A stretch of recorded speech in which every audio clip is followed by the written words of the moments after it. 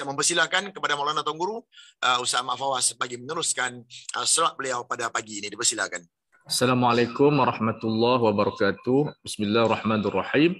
Wa sallallahu ala sayyidina Muhammad wa ala alihi wa sahbihi wasallam. Terima kasih Fadil Tuan Guru Ustaz Rashid.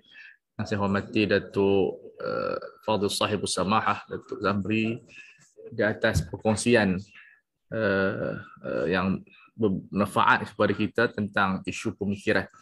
Terima kasih Datuk Sahibus Samahah. Kita sambung masalah seterusnya, mas'alatun tasi'ah, al-amru bil ada hal huwa amrun bil qada dimnana ala taqdiri khurujil waqti. Adakah bila syarak mengarahkan satu perkara, sembahyang, puasa, secara automatik syarak mengarahkan qada dalam bentuk waktu sudah keluar. Jadi maknanya bila kita disuruh sembahyang 5 waktu, kemudian kita tak sembahyang, adakah dengan dalil yang sama? Muka surat 57 Syekh Ashraf kita. Muka surat 57. Adakah dengan aktif musalah itu merangkumi arahan qada ataupun dia berhajat kepada dalil yang baru? Jadi pendapat yang terkuat adalah tidak boleh kita qada sebab qada ini berhajat kepada dalil yang baru. Sebab itu puasa qada itu diambil daripada ayat fa'iddatun min ayyamin ukhar. Kalau ayat itu tak adalah qada apa dia puasa seperti mana orang haid tidak qada sembahyang. Jadi ini isu dia dan dipraktikkan dalam semua muamalat dalam bentuk arahan. Fi madhaban, dua-dua mazhab dalam ulama kita, as-sahhuma inda al-imam Fakhr Razi wal Amidi. Mereka sezaman, hampir sezaman. Dua ulama besar dalam aliran mutakallimin. Kedua-duanya adalah Syafi'iyah. Wa atba'uhuma, dan pengikut-pengikutnya Ibn Hajib, Al-Barmawi, Armawi, Baydawi. Annahu la yakunu amran bih. Dia tidak mengarahkan kepada qada. So sebab itu perbahasan ulama terhadap orang yang tinggal sembahyang secara sengaja khilaf di kalangan mereka. Adakah orang yang tinggal sembahyang dengan qada, tinggal sembahyang dengan sengaja perlu qada balik bila dia bertaubat? Majoriti ulama kata perlu qada secara ta'zir dan taghlif. Sebagian ulama salaf seperti Ibnu Hazmin kata tidak sebab tak ada dalil. Cukup dengan beristighfar. Sebab tak ada dalil yang menyuruh orang yang tinggal sembahyang dengan sengaja qada. Yang ada adalah yang lupa dan tidak. Man nama 'anis salah aw nasiyaha falyusalli idza dzakaraha. Jadi ini perbahasan ulama. Ya, walaupun dari sudut logiknya qada itu dituntutlah supaya kita lebih ibra'an li zimmah, dapat mengurangkan risiko pada hari kiamat. Namun kalau orang yang tinggal sembahyang berpuluh-puluh tahun, dia buatlah yang termampu. Ya, kalau mati itu kita harap Allah Taala ampun dosa dia lah. Sebab apa? Hubungan dengan Allah ni mabniyatun ala al-musamahah. Allah Taala boleh ampunkan dosa. Tapi jangan kita relax macam tu. Sehingga orang kata tak payah qada. Memang ada pandangan daripada salaf, tapi kita ambil pandangan jumhur berdasarkan ma'alat dan sebagainya lebih afdal. Tapi memanglah tidak mudah untuk dia qada kalau berpuluh-puluh tahun ya. Baik, tapi banyakkan sedekah dan istighfar, mudah-mudahan dapat menampung. Dan perbanyakkan solat sunat. Qala idza alimta dzalika fa min furu'il mas'alah. Apa dia punya isu dia bila kita tahu kaedah ini? Apa dia punya furu' dia? Ma law qala li wakilihi, dia ada wakil yang dilantik olehnya untuk bayar zakat. Addi anni zakat al-fitri. Tolong bayar zakat fitrah kepada aku.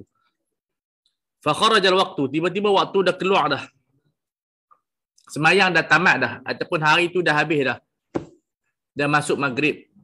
Hal lil wakili. Adakah boleh wakil itu an yukhrijaha. Dia boleh keluarkan lagi zakat. Sebab dia punya tempoh sampai waktu hari raya itu. Tapi dia tak bawa keluar juga. Dia tak bayar zakat juga. Ba'da khurujil waqti. Ba'dahu ay ba'da khurujil waqti. Yattajih takhriju ala hadhihi al-qa'idah. Jadi masalah ini boleh dibawa ke atas kaedah ni. Jadi kalau kita tengok pendapat Ar-Razi, makna dia tak boleh bawa keluar dah sebab tak ada arahan baru. Dia perlukan pelantikan baru. Okey, tapi kalau pendapat kedua, dia boleh buat terus. Jadi ini dari segi fiqh dia. Dari segi fatwa, itu kita serah kepada mufti lah. Qala wa min al-furu' idza nadhara udhiyatan. Ini ramai orang tanya ni. Bila jenazah buat sembelih korban hari raya Aidil Adha. Wakkala syakhsan, dia wakilkan seseorang. Fi dhabhiha. Ini kalau ejen sembelihan ni kena baca ni. Dia wakilkan seseorang itu untuk sembelih binatang dia. Wa addaha ila fuqara, dan dia wakilkan juga untuk distribution, untuk pengagihan kepada orang miskin. Fa kharaja waqtuha, tamat dah ayyamut tasyriq. Masuk hari ke-16 dah. Jadi apa cerita? Wa hiya kal mas'alati sabiqah. Hukumnya sama, tapi kalau untuk mudah dia kena buat jugalah sebab dah bayar dah apa sebagainya. So ini apa nama dia, kalau mazhab Hambali tak apa, dia sampai habis hujung bulan, mudah sikitlah untuk mereka yang terlibat dalam wakil-wakil ni, yang apa dia, agihan yang banyak. Tidak khusyuk, tak ada. Tak perlu qada. Ulama tak mensyaratkan khusyuk sebagai rukun solat. Melainkan Imam Ghazali dalam kitab Ihya Ulumuddin, dia kata khusyuk itu adalah rukun sembahyang, itu tambahan beliau lah. Tetapi apa nama dia, pendapat itu tak dipegang dalam fatwa lah. Itu pendapat sendirian Imam Ghazali. Tapi mazhab muktamad dalam 4 mazhab, termasuk 8 mazhab, tidak ada ulama yang menjadikan khusyuk rukun daripada rukun solat. Qala wa minha, kalau ibadat itu tak ada sifat qada dan ada. Wa illam yusaf bil ada wal qada, makna benda ni bersifat mutlak, bila-bila masa boleh buat. Ma idza qala bi' hadhihi sil'ata, kita pergi bank, kita wakilkan bank buat pelaburan dan sebagainya. Itulah gambaran dia. Tolong jual barang ini, kita bagi kat kawan kita, kita lantik dia jadi broker, jadi ejen kita, tolong jual barang kita. Fi hadha syahr, bulan ini saya nak kamu jual. Falam yattafiq bai'uha fihi, tak berlaku. Yattafiq maksud tak berlaku pada bulan tersebut, penjualan tersebut. Jadi nak buat macam mana ni, dia tak jual lagi. Falaisa lahu bai'uha ba'da dhalik. Jadi kalau dalam tempoh sebulan, secara automatik pelantikan itu terbatal. Jadi dia tak boleh jual dah. Kalau dia nak jual, dia kena minta izin lagi, kena ada pelantikan yang apa nama dia, yang kedua. Kama dzakarahu ar-Rafi'i fil babil awal min abwabil wakalah. So wakalah sekarang ni adalah instrumen kewangan yang penting, ya, instrumen di dalam pelaksanaan sistem kewangan yang penting. Kerana tak semua orang kita boleh buat kerja, kita perlukan wakalah kepada orang tertentu untuk memudahkan urusan kita dan juga untuk memberikan peluang pekerjaan dan juga peluang-peluang mendapatkan wang, ya. Ini satu benda yang penting di dalam kehidupan kita. Sebab tu kita ada ejen travel yang kita panggil dealer lah. Panggil apa, banyak istilah-istilah yang diberikan, apa lagi, runner dan sebagainya. Jadi mereka menjadi wakil kepada syarikat untuk menghantar barang. Jadi ini benda yang tengok kepada kontrak. Kalau sebulan lah, 2 bulan. Kalau tamat tempoh tenor dia, maka perlu kepada pelantikan baru. Mana dia? Okey, seterusnya. Faqa wazada fi rawdah faqala wa kadzalika al-'itqu, begitu dalam isu mewakilkan pembebasan hamba. Ya, dalam kitab Raudhatul Talibin ada zawaid dia, kita boleh baca. Raudhah ni kitab yang ditulis oleh Imam Nawawi untuk jadi pakar mazhab Syafi'i. Dia ada kitab-kitab tertentu, macam Minhaj untuk mengetahui mazhab Syafi'i yang difatwakan. Mana kita tahu isu-isu fatwa yang muktamad. Tapi Raudhah ni kita nak jadi orang yang pakar dalam mazhab. Sebab itu kata ulama Syafi'i, orang-orang yang menjadi mazhab Syafi'i ini seeloknya setahun sekali khatam Raudhah. Tapi terbaik Raudhah tu 10 jilid. Setahun sekali khatam. Baru dia boleh dianggap sebagai pakar di dalam mazhab Syafi'i. Tapi jaranglah kita jumpa di zaman moden ini orang yang khatam Raudhah. Ya. Itu satu benda yang sangat ganjil dan sangat sedikit. Kalau ada pun adalah tanah Arab tu. Tapi tanah Melayu kita jarang tengok orang macam tu. Qala wa amma at-talaqu dalam isu wakilan talak.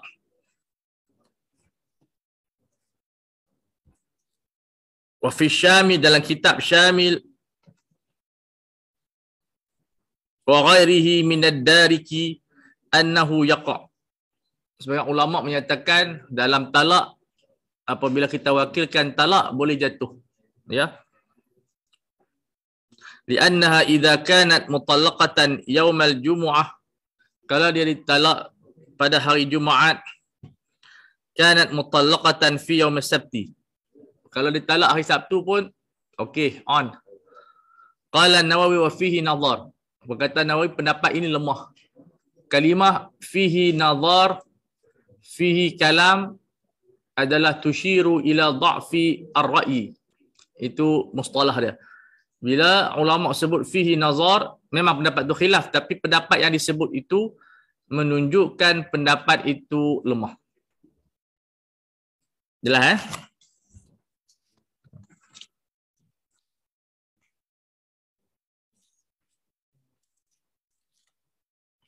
Kemudian selesai masalah. So isu ini sebenarnya Imam Isnawi dia tak cerita detail. Kalau kita nak detail, kita kena baca buku-buku besar dalam masalah melakukan kerja di luar waktu ataupun tamat tempoh. So kesan dia apa dia? Kita boleh claim tak? Katalah kita tamat tempoh bulan ini, kita pergi buat kerja juga yang pernah diwakilkan. Point dia, kita boleh claim tak? Tak boleh claim lah. Sebab kita dah tak ada irtibat. Tak ada keterikatan. Kalau orang tu bagi, kira bagi sedekah lah. Sebab itu kalau kita ada apa-apa kontrak, baca betul-betul kontrak tu. Macam kita kontrak sebagai guru takmir. Baca betul-betul pelantikan, baca betul-betul syarat dia supaya kita faham. Sebab kita selalunya sebagai pekerja, employee lah, selalu tengok di bahagian hak kita saja. Apa juga kita beli barang, kita akan tengok side keuntungan kita. Kita tak pernah tengok apa dipanggil sebagai responsibility ataupun tanggungjawab kita. Kita tak baca benda tu. Yang ni kesilapan dia. Kena tengok bidang tugas kita, kuasa kita banyak mana, tempoh kerja kita banyak mana. Kalau kita beli rumah pun baca syarat-syarat dia, condition tu. Tapi kita selalunya orang Melayu dia tak baca. Kajian menunjukkan kita jarang baca dokumen. Akhirnya bila kita bergaduh pakai hentam lah. Saya rasa kita tak boleh ikut rasa, kena baca dokumen. Yang valid adalah documentation. Termasuk dalam wasiat, dalam hibah. Apa jua benda yang berlaku, rujuk kepada dokumen. Tak ada dokumen, tengok pada saksi lah. Baik. Selesai tajuk ni, kita masuk tajuk yang baru. Ini bab ni penting. Ramai orang bertanya dan ini kaedah dia. Qala al-Amidi fil ihkam. Al-ihkam fi fusulil ahkam. Kitab ni tu kena belajar baca lah. Dokumen memang bahasa dalam bahasa orang putih. Tak faham kita tanya orang. Sebab itu kita kena menguasai bahasa Inggeris. Kita cuba belajar lah. Sedaya upaya kita. Kalau tak kita ketinggalan. Hakikatnya pasal apa kita ustaz-ustaz tak ketinggalan sebab kita tak boleh baca bahasa Inggeris. Itu hakikatnya. Termasuk saya sendirilah. Kalau kita tahu bahasa Inggeris, nescaya ustaz-ustaz ni akan maju ke depan. Sebab kita kena tahu ilmu di zaman sekarang ni, untuk ilmu dunia semua berinteraksi dengan bahasa Inggeris. Walaupun kita kata bahasa ibunda ke bahasa apa ke, realiti dia macam tu. boleh kita nak kembali pada bahasa Melayu tapi lambat sikit lah. Sebab benda tu kerajaan pun tak buat. Jadi kita bukan macam Jepun. Walaupun kita boleh tiap macam mana pun, dunia macam tu. Data pun bahasa Inggeris, maklumat bahasa Inggeris, pergi hospital pun bahasa Inggeris, pergi bank pun bahasa Inggeris. Kita tak boleh nak lawan wakak. Wakak ni kita kena follow lah. Sebab itu kata Muhammad Abdu, kalau ulama tak tahu ilmu semasa, dia anggap ketinggalan. Dan saya rasa sendiri kita ketinggalan banyak. Saya sendirilah. Dalam bidang legal, dalam bidang ekonomi, dalam bidang sains. Sebab kita tak tahu bahasa Inggeris. Kalau kita tahu bahasa Inggeris dengan mantap, nescaya kita tak akan ditinggalkan oleh masyarakat. Sebab kita boleh, ni bukan, setengah orang kata tahu bahasa Inggeris nak act. Dia bukan masalah act.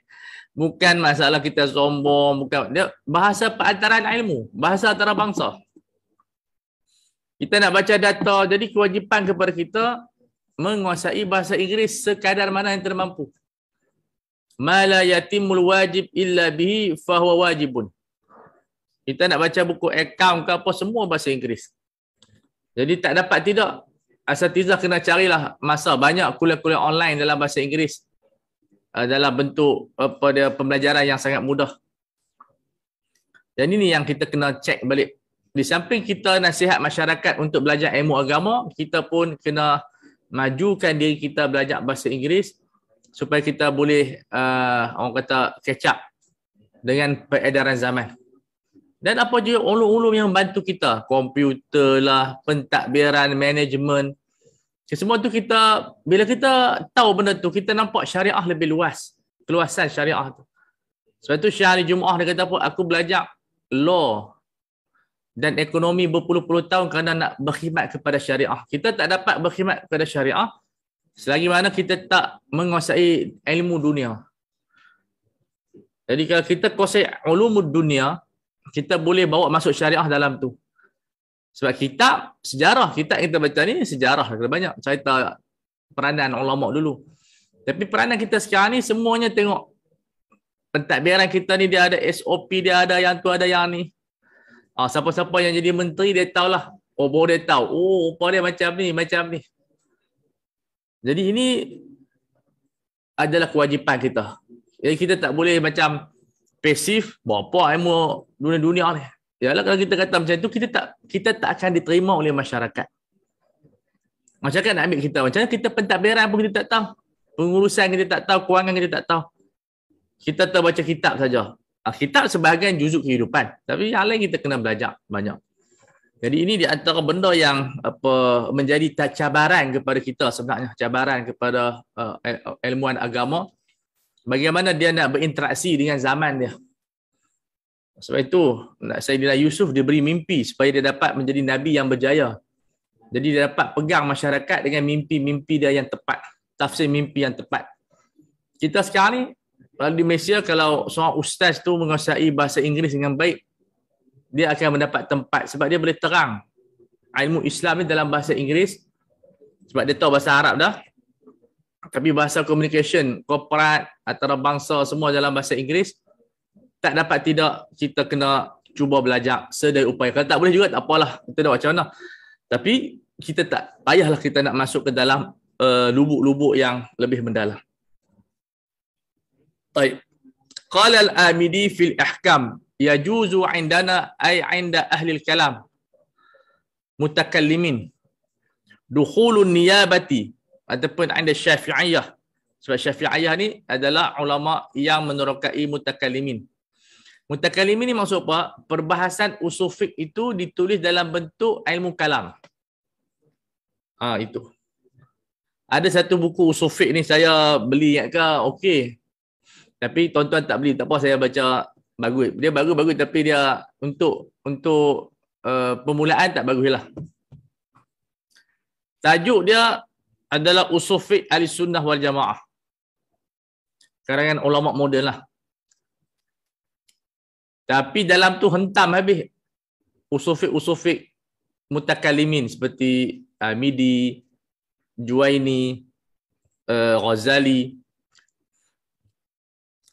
Jadi saya rasa buku tu sangat tak bagus. Sebab dia meruntuhkan semua kepala-kepala usul fiqh daripada Ahlussunnah wal Jamaah. 5 jilid. Kita baca 5 jilid. Tapi tak ada apa melainkan dia menukilkan pandangan Ibnu Qayyim dan juga Syekhul Islam Ibn Taymiyah. Bukan menafikan dua ulama tersebut, tapi yang tak bagusnya dia buang semua ulama. Yang tu yang tak bagus. Kita tak mahu macam tu. Kita walaupun kita tariqatul mutakalimin, kita ambil istifadah daripada Ibn Taymiyah, daripada Ibn Qayyim Jauziyah dalam perkara-perkara yang kita rasa benda tu bagus. Tapi nak membuang Ibn Taymiyah tak kena juga. Jadi ini aliran yang kita tak mau. Sama ada yang membuang tuih, sama ada daripada aliran kita ataupun aliran mereka, kita ambil istifadah daripada yang terbaik. Hatta Mu'tazilah kita ada beberapa istifadah daripada pemikiran mereka, khususnya dalam memuliakan akal. Jadi tapi kita bukanlah Mu'tazilah. Kita tetap Ahlussunnah wal Jamaah, tetapi ada perkara-perkara yang mereka bincang, ada benda yang baik kita terima, tak ada masalah. Cuma bila menyebutkan kelemahan buku-buku seperti Al-Amidi, Juwaini, Ghazali, itu meruntuhkan usul fiqh. Ya. Tapi nama tajuk buku tu Usul Fiqh Ahlussunnah wal Jamaah. Tapi saya rasa buku tu tak membina apa-apalah. Dia boleh bacalah tapi tak membina apa-apa pemikiran usuliyun. Usuliyun dibina dalam kitab-kitab ini. Ini sejarah dia. Sebab kitab-kitab ni adalah kitab permulaan. Dalam mazhab Hambali, kitab pertama usul fiqh yang ditulis ialah Rawdatun Nadhir atau sebelumnya Al-Bulbul dan sebagainya. Tetapi semuanya diambil daripada Imam Ghazali. Jadi datang mutaakhirin yang mendakwa Hanabilah membuang Imam Ghazali, jadi celarulah. Tapi apa buku tu tebal lah, 5 jilid. Baguslah tulis itu. Tapi yang tak bagusnya dia hentam habis ulama-ulama besar seperti Ghazali, Juwaini. Dan ini yang pemikiran yang tak bagus. Ulama telah beribu tahun, dia sudah beratus tahun membina tamadun dengan pemikiran yang baik ini. Kalau tak setuju beberapa pendapat, itu tak ada masalah. Tapi jangan menolak sebagai satu manhaj yang bagus, yang baik. Bukan senang. Ini masalah niyabah dalam ibadat. Yajuzu indana dukhulun niyabati fima kullifa bihi minal af'alil badaniyati khilafan lil Mu'tazilah. Boleh kita mewakilkan orang lain buat ibadat badaniyah berlainan dengan Mu'tazilah yang tak bagi. Tapi bukan semualah. Ini maksud dia dalam ibadat yang bukan sembahyang. Sembahyang tak boleh niyabah. Sebab tu kadang-kadang kita kata solat hadiah tu tak tepat takbir dia. Tak ada solat hadiah. Kita nak sembahyang mewakili jenazah yang tinggal sembahyang. Yang adalah hadiah kita niat hadiah pahala sembahyang. Makna kita sembahyang, ya Allah, kalau ada pahala daripada sembahyangku, hadiahlah kepada ibu bapa aku, macam tu. Bukan kita pergi sembahyang hadiah sembahyang kita kat dia. Bukan macam tu. Sebab sembahyang 99% ulama kata tak ada qada kepada mayat dan tak ada fidyah. Melainkan Imam Muzani yang mengharuskan fidyah kias kepada puasa. Jadi kalau kurang, kalau nak ambil, ini bukan fatwa, seorang je nak buat juga dia bayar fidyah, tapi tak ada qada. Melainkan cerita daripada Imam Subki, dia mengqada semayang ayah dia, ya. Semayang ibu dia yang sakit, tak semayang, dia qada. Tapi itu bukan dalil, itu dia buat secara persendirian dan dia pun tak fatwa pun, benda tu dia buat. Jadi af'al dia kena beza fatwa ulama mujtahid dengan perbuatan dia. So bila bertembung fatwa dengan perbuatan, utamakan fatwa bukan perbuatan. Sebab itu Imam Syafi'i dan ulama Syafi'i bila ada dua hadis yang bertembung, satu hadis Ulughul Kalbi riwayat Abi Hurairah yang menyatakan ihdahunna biturab, salah satunya dengan tanah sama sertu, dan perbuatan Abi Hurairah yang sertu dengan 3 kali air basuhan. Abu Hurairah dia sertu anjing, dia basuh 3 kali, dia tak buh tanah. Jadi Imam Syafi'i pilih dia punya qaul dia, tidak ambil perbuatan dia. So kita macam ni, kata ulama tu buat apa-apa pun jangan kita ambil akhlak dia. Tengok dulu pendapat dia apa dia. Itu dia punya kaedah dan disebut oleh Imam An-Nawawi rahimahullah, af'alul ulama laysat hujjatan. Ya, perbuatan ulama bukan hujjah. Ada seorang yang sokok, dia kata tok guru sokok. Itu cara fikir tak betul. Syekh Shaltut rahimahullah, Syekhul Azhar, dia isap rokok tapi dia cenderung kepada pengharaman rokok sebab dah lama dah tak boleh tinggal. Jadi dia isap juga tapi dia fatwa rokok tu haram. Nampak tak? Jadi perbuatan satu pasal, fatwa satu pasal. Tapi yang afdalnya biarlah perbuatan itu bertepatan dengan fatwa adalah supaya orang tak kata. Ada isteri-isteri ulama tak pakai tudung atau tudung dia tak patuh syariah. Jadi tak boleh tengok isteri ulama. Kena tengok fatwa dia. Kalau fatwa dia kata macam tu, dapat ditolak lah. Tapi kalau fatwanya, dia takkan kata lah benda tu boleh. Jadi kita kena ada qawaid bainal af'al wal aqwal. Sebab itu mazhab, tak ada terjemahan mazhab ni ma fa'ala. Al-mazhab ma qalahu al-imamul mujtahid ma bid-dalili wa ma taqailan bihi. Itu ta'rif Jurjani dalam kitab Ta'rifat.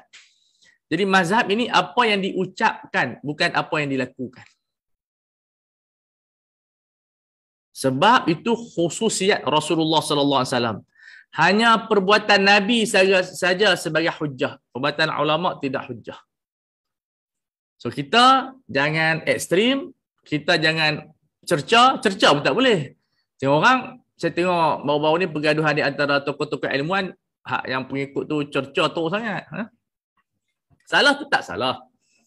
Mandi safar ke, mandi Ramadan ke, isu apa, macam-macam isu yang ditimbulkan yang pelik-pelik. Salah-salah, tapi jangan kita kutuk. Kutuk ni tak bagus.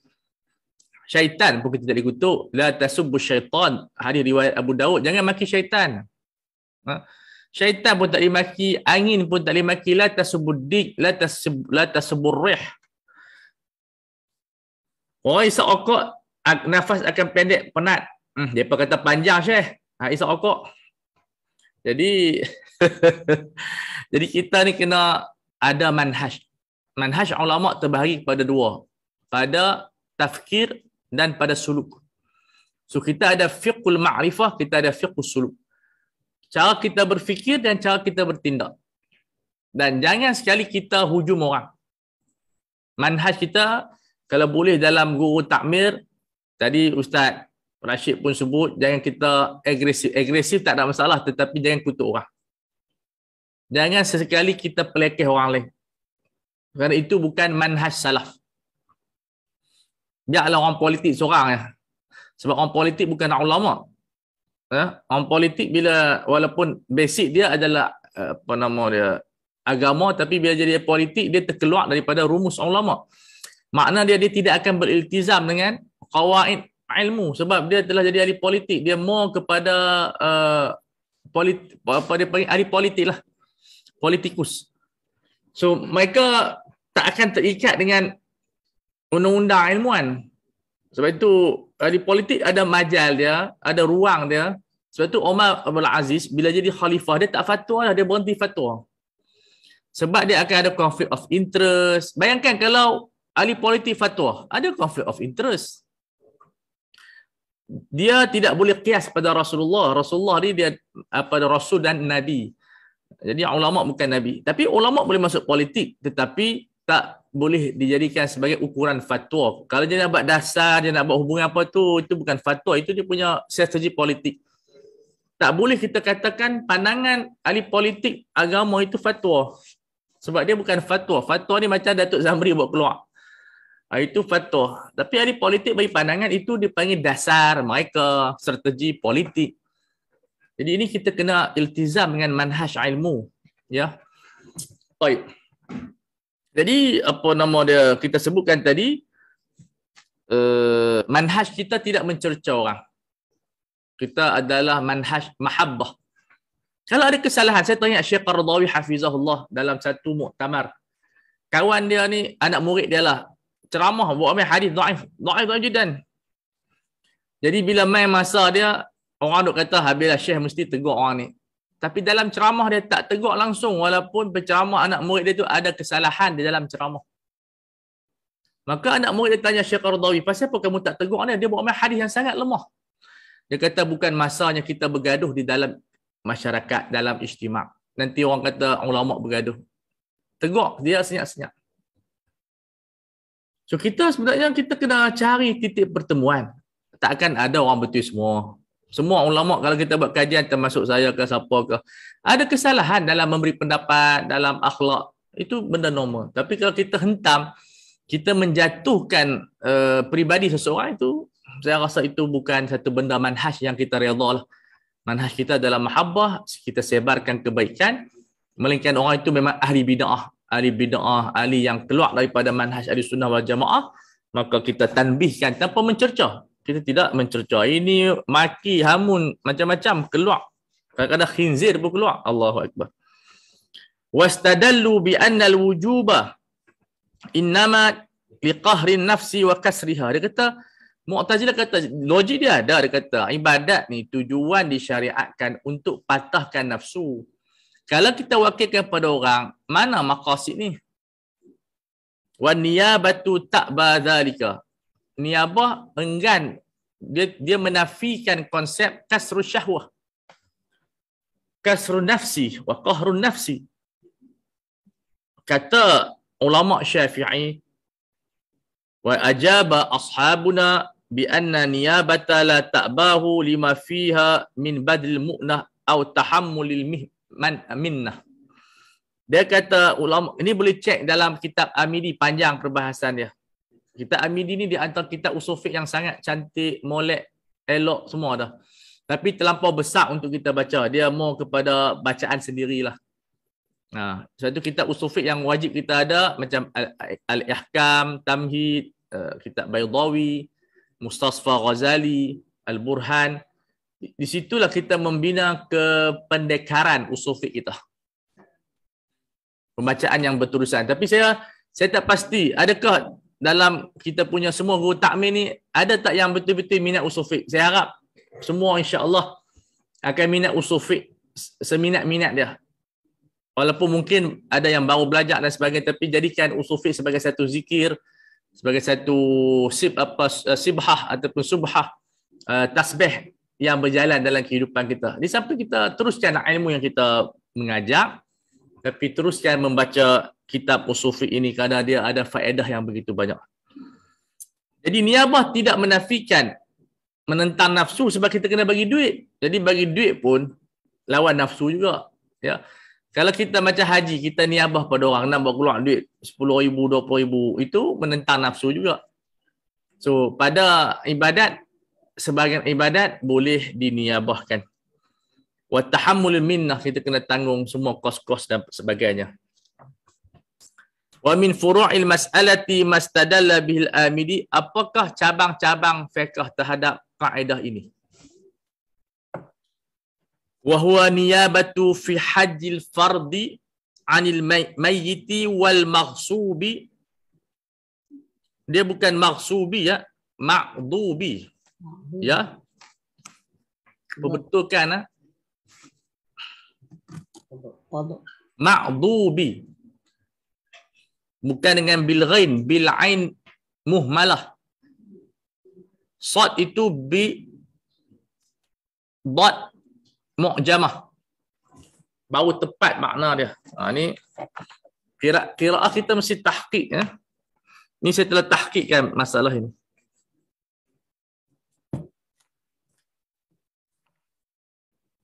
Dapat nah? Ain. Ma'lum.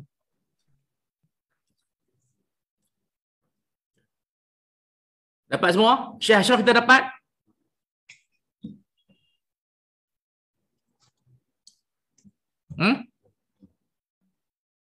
Mana Syekh Ashraf kita tak ada tanya pula ni? Syekh Ashraf ni kita dah habis boleh tanya. Tangkap orang ni. Ada? Jadi dalam masalah ganti haji, Dr. M mana ni? Ya, Tuan Guru. Dr. M masuk apa tu, Pak Long?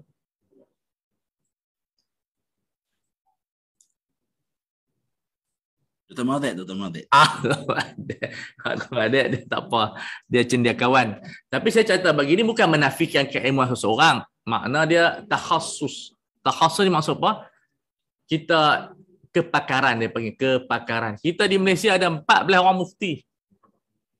Daripada Perlis sampai ke Johor itu semua pakar-pakar belaka. Dan dalam tu ada ahli jawatankuasa 12 orang atau 10 orang. Ikut negeri lah pelantikan. Kemudian kita ada majlis muzakarah di peringkat kebangsaan. Kemudian kita ada pengkaji-pengkaji di universiti. Kita ada di bank, kita ada 180 orang pakar perbankan. So, kepakaran ini dia adalah satu bidang yang dilatih. Jadi ahli politik dia pakar dalam bidang politik, strategi, planning itu. Tapi mereka taklah terikat sangat dengan fatwa. Sebab politik ni adalah strategi. Baik. Ma'dub.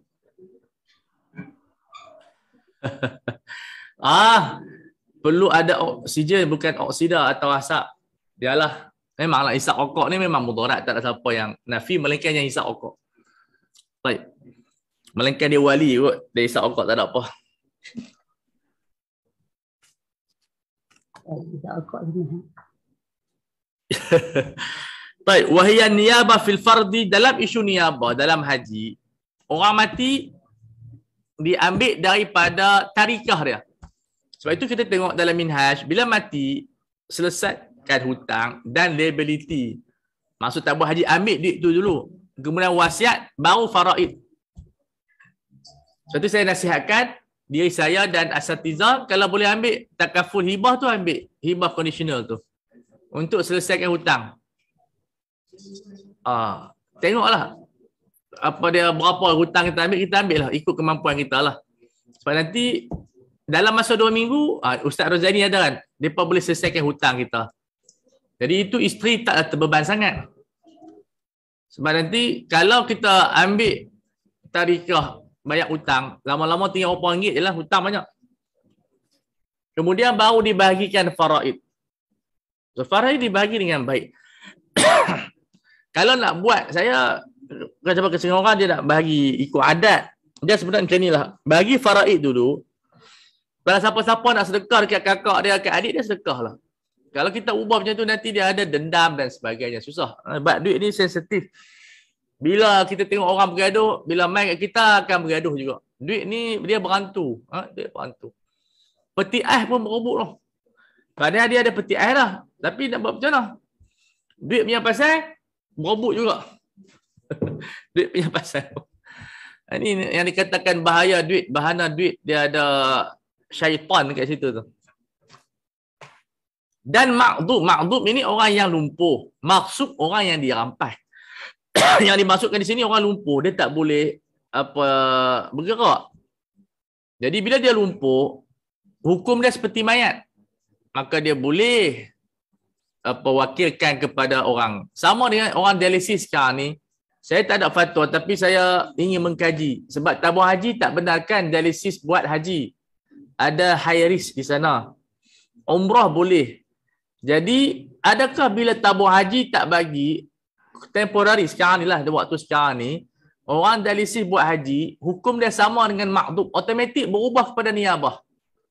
Sedangkan dia mampu buat, cuma proses nak susun program ke dialisis tu agak sukar sebab ramai orang. Di sinilah perlunya ada mesyuarat khas lah tentang isu orang dialisis. Adakah ia masalah fiqh ataupun masalah teknikal? Dan kalau ia masalah teknikal, adakah memberi kesan kepada fiqh, iaitu niyabah itu boleh dilaksanakan kepada orang dialisis? Jelas Sebab mereka boleh pergi merata dialisis ni. Nak pergi London, nak pergi mana semua boleh. Imam solat ada rokok dalam poket jubah, makruh lah.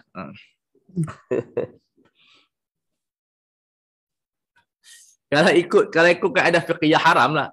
ma haruma isti'maluhu haruma ittikhaduhu. Kalau kita haram kita guna, haram kita simpan. Dia rokok ni tak habis ya. Sebab isu dia orang yang isap rokok ni sihat. Sihat luaran, dalaman yang rosak. So, mereka kira zawahir je.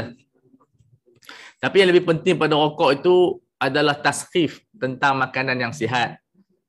Taskhifkan budaya-budaya yang lebih baik. Tapi ini berhajat kepada quwwah. Sebab tu benda ni kalau seorang dia pergi jampi, jampi ni tak boleh mengubah seseorang. Melainkan dengan izin Allah lah. Yang boleh mengubah orang tu jadi hebat ialah keputusan diri dia. Qarar min nafsihi. Jadi kalau dia tak jampi pun tak apa, tapi dia kata saya nak tinggal rokok, selesai. So rokok, tak ada doa untuk berhenti rokok. Tak ada doa untuk berhenti rokok. Rokok adalah satu keputusan peribadi. Itu je.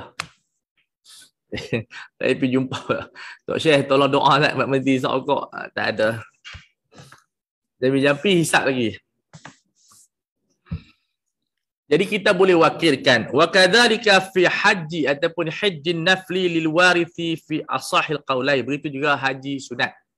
Boleh juga buat niabah mengikut salah satu pandangan Imam Syafi'i. Perak makruh. Baik. Qala wa minha sabbul ma ala a'dha'il mutatahhiri. Apakah hukum kita minta orang lain tolong tuang air wuduk kepada kita? Malas sangat. Ni masa tak sakit. Kalau masa sakit tak apa. Wa kadzal mutayammim, untuk kita bertayamum. Wa qila yamtani'u 'indal qudrah. Ada pendapat lemah daripada Imam Syafi'i, diriwayatkan pendapat itu terhalang. Tak boleh, sebab kita boleh ambil sendiri. Tapi pendapat yang terkuat adalah makruh. Sebab kita malas sangat beribadat ni. Melainkan ketika mana marad, sakit, ataupun ketika mana ada uzur. Ni tangan tak diangkat macam di hospital. Nurse tolong ambil, ada orang lain main ambil dan sebagainya, dia semua begitu. Jadi ahkamul marda ni satu benda yang kita boleh kembangkan. Kalau ada hubungan baik dengan hospital-hospital, kita boleh pergi bantu. Macam Tuan Haji Amir lah, dia jadi tukang jenazah dan sebagainya. Sebelum jenazah tu sakit dulu. So ahkam orang sakit pun kira kita ambil perhatian. Dia sebut ahkamul marda, ya. Wa minha shaumul wali 'anil mayyit kama ikhtara an-Nawawi wa jama'atun. Pendapat muktamad dalam mazhab Syafi'i, bukan pendapat Imam Syafi'i. Imam Syafi'i kalau jadi bayar fidyah. Dan al-um bayar fidyah, tapi Imam Nawawi kaji balik, qaul qadim Imam Syafi'i lebih kuat sebab ada hadis Bukhari yang sahih, man mata wa alaihi siyam sama anhu waliyu. Jadi al-wali dihuraikan oleh ulama Syafi'i ialah ahli keluarga dia lah. Tak kira lah isteri ke, anak ke, bapa ke, siapa-siapa. Bukan wali nikah. So wali ni mushtarakun baina ahli waris dengan baina wali yang inilah bapa ataupun jad. Jadi setiap bab dia ada term dan mustalah dia. Jadi pendapat Imam Nawawi dalam Minhajut Talibin, begitu dalam Majmu', begitu dalam Raudhah, Al-Mukhtar dan asah dia ialah berpuasa. Bila berpuasa ni ada wakil juga. Tiba-tiba kita tak larat, kita nak upah orang. Boleh tak? Boleh. Kita upah orang tolong puasa untuk mak kita. Okey. Ala kulli hal yang difatwakan boleh beramal dua-dua. Fidyah pun boleh bayar, qadha pun boleh buat. Jelas Wa minha raka'at at-tawaf, 2 rakaat tawaf. Nun dibuang kerana idafat. Yaf'aluha al-ajiru, dibuat oleh orang yang diupah. Alladhi yahajju anhu tab'an dit-tawaf, yang dia kita buat haji untuk orang lain, yang mayat tu mengikut tawaf. Jadi kita upah tawaf. Sembayang sunat, selepas tawaf tu 2 rakaat belakang makam Ibrahim. So kita boleh buat tak? Untuk mayat boleh sebab dia tabi', bukan dia matbu'. Kadza dzakarahu Rafi'i fi kitabil wasiyah, yang disebut dalam kitab wasiyah. So tajuk-tajuk kitab ni kita kena kuasai. Ada bab wasiyah, apa perbincangan dia. Dan ini insya-Allah para asatizah satu jihad yang sangat besar kita nak faham kitab-kitab turas. Kitab turas ni membina asalah, membina keaslian berfikir. Siapa yang tak baca turas, tak ada keaslian berfikir. Tak ada keaslian berfikir. Wa haka ma'ahu wajhan, dia sebutkan satu pendapat ulama Syafi'i. Al-wajhu tu maksud dia qaul kepada ulama Syafi'i. Ya, itu dimaksud al-wajhu. Dia mentahrish, memberi erti, dia mentahrish, maksudnya mengkiaskan masalah ke atas kaedah mazhab. Itu maksud dia al-wajhu. Anna raka'atain taqa'ani 'anil ajir, tak dapat untuk mayat, dapat untuk orang yang buat tu, kira dia seorang lah pahala. Walakin tubra'u dhimmatu al-mahjuj anhu bima fa'ala, tapi hutang walaupun disunat, tapi hutang terhadap orang yang dibuat ganti haji tu dia dapatlah. Makna dia panggil apa? Discharge by performance. Dia makna dia selesai dah. Kharaja 'anil uhdah. Dia dah tak ada apa-apa dah soal jawab hari kiamat. Wa qiyasu wuqu'iha 'anil mayyit 'inda fi'lil ajir an taqa'a lis-sabi idza hajja 'anhu al-wali. Secara qiyasnya dapat dua-dua, kepada ajir dan kepada orang mati ataupun ma'dhub. 'Anil mayyit atau 'anil ma'dhub, ketika mana dilakukan oleh ajir. Seperti mana budak-budak bila dilakukan haji oleh bapa dia, dua-dua dapat. Sebenarnya perbincangan haji ni sangat bagus dan umrah, dan saya syorkan tuan-tuan dan puan baca kitab Al-Idah oleh Al-Imam An-Nawawi rahimahullah. Selesai kita masalah muqaddimah usul fiqh, kita akan masuk bab ar-rukhsah. Perbincangan ahkam wad'iyah yang dinamakan sebagai rukhsah dan azimah. Walaupun dia nampak adalah muqaddimah, tapi sebenarnya di sekarang ni kita telah belajar susun semula syariah kefahaman kita ni. Usul syariah kita balik. Dulu kita belajar hukum hakam tanpa ada susunan. Sekarang ni buku ni disusun balik program kita punya pemikiran. Kita dah belajar tentang makna fiqh, makna usul fiqh, pembahagian waktu, apa dia, kemudian belajar apa dia qawaid, qada, macam-macam kita dah belajar. Dan benda itu akan lekat. Ada semua 10 masalah, dan 10 masalah tu sayuria kita ingatlah. Boleh Pak Long Pak Long boleh ingat Long Biiznillah. InsyaAllah Pak Long sihat belakang, insyaAllah kita doakan. Dan tuan-tuan guru yang lain insyaAllah buku ni bacalah 20 kali, 30 kali, dia jadi lumayan. Kita jadi orang kata apa, muttasiqun, tersusun otak kita.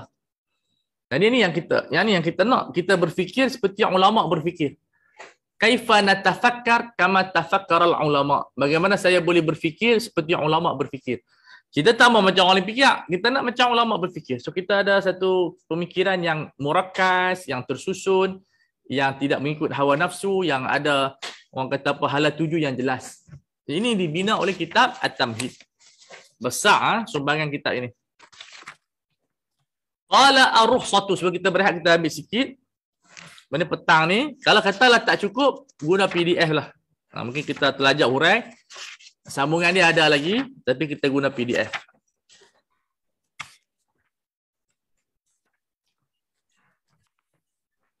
Ar-rukhsatu fil lughah hiya at-tashilu fil amri, dia memudahkan urusan. Itu masuk rukhsah. Wal azmu huwal qasdul muakkad. Al azam pula, azimah ini satu benda yang keazaman yang kuat, yang pasti. Ta'bir yang senang, rukhsah dipanggil qanunun khas, satu undang khas. Azimah qanunun am. Qanun am, semua orang kena buat. So sembahyang dipanggil azimah. Jamak dipanggil rukhsah, sebab orang tertentu saja boleh buat jamak. Jadi dipanggil undang-undang khas. Sembahyang 5 waktu semua kena buat, nama dia undang-undang am, qanunun am. Jadi bahasa di sudut yang mudah. Wa amma fi syar'i farrukhsatu. Apakah definisi syarak? Syarak di sini masuk mustalah. Hiya al-hukmu tsabitu, dia adalah hukum yang sabit, hukum syar'i yang sabit yang berlaku ala khilafid dalilil asli ataupun dalilil awal. Bercanggah dengan dalil yang pertama. So dalil pertama sembahyang 4 rakaat, dalil yang kedua datang 2 rakaat qasar. 2 rakaat itu nama dia rukhsah. 2 rakaat itu nama dia rukhsah. Apa-apa jua yang khilaful asli, nama dia rukhsah.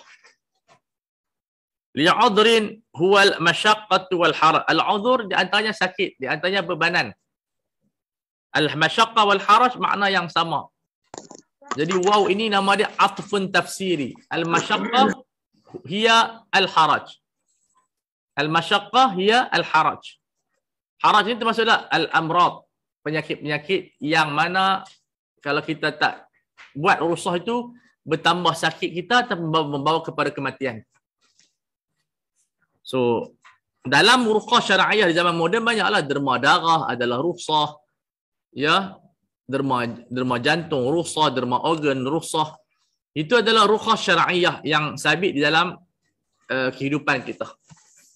Dalam muamalat begitulah, banyak digunakan rukhsah-rukhsah untuk diberikan kemudahan seperti tawarru, ya, seperti penggunaan instrumen tertentu konvensional dan seumpama dengan dia. So penggunaan insurans ketika tidak ada takaful seperti kereta dan sebagainya, itu rukhsah tapi tidak boleh diumumkan kalau tak ada keperluan. Jadi ini di antara program syariah yang dia nak atok kepada masyarakat, mesti melihat kepada tabaqat, ya, jenis-jenis manusia ni. Jadi kalau orang tu tak ada apa-apa penyakit, tak boleh dia praktikkan fatwa orang sakit. Dibolehkan abortion ataupun miscarriage, menggugurkan kandungan bagi orang yang nyawa dia berada di dalam bahaya. Jadi orang yang tak ada nyawa bahaya, cuma dia tak ada duit, tak boleh guna kaedah tu.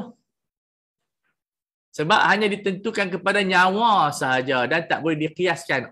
Oh dia ni miskin, nak gugurkan anak, tak boleh. Sebab itu adalah ar-rukhas. Ar-rukhsatu tuhfazu wala tuqasu. Rukhsah dihafal tapi tidak diqiyas. So tak boleh kita bawa qiyas bahaya nyawa ibu kepada kemiskinan ibu. Nampak tak? Dan zaman sekarang ni ramai orang nak gugurkan anak sebab masalah kewangan.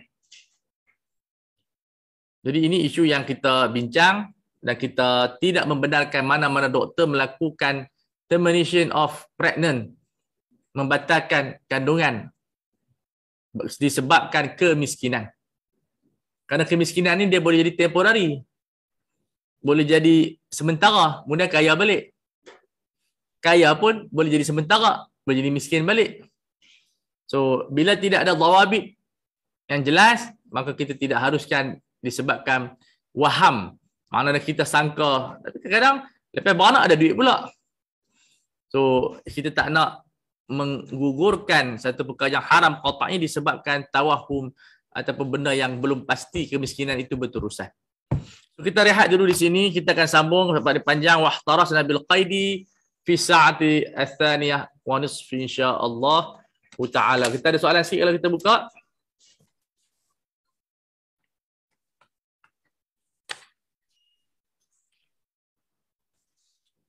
Ustaz Al-Fadhil, Ustaz buat penjelasan sikit tentang insurans nyawa. Isu apa? Insurans nyawa. Nyawa.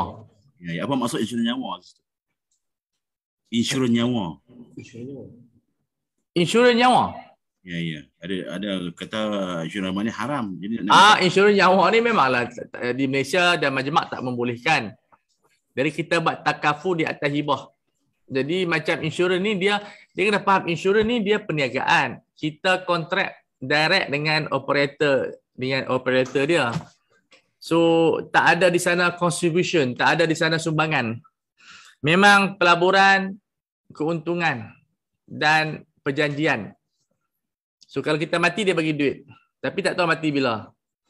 Adapun takaful, kita angkat kontrak dengan dua pihak, satu pihak takaful, operator takaful, kemudian dengan peserta-peserta lain untuk saling tolong-menolong.